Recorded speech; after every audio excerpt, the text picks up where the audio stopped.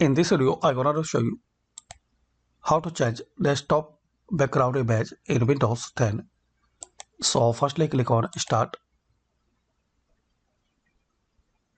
then click on Settings.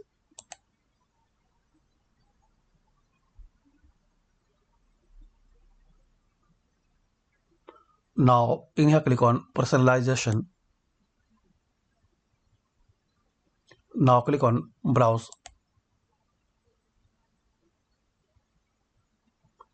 Now select your image which you want to set as background.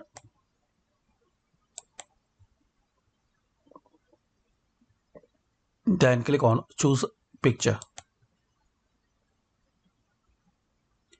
Now click on this corner. So now we can see we successfully change desktop background image in Windows 10. So hopefully friends you like this video. By this very super and easy method we can know how to change background image in Windows 10. Thanks for watching.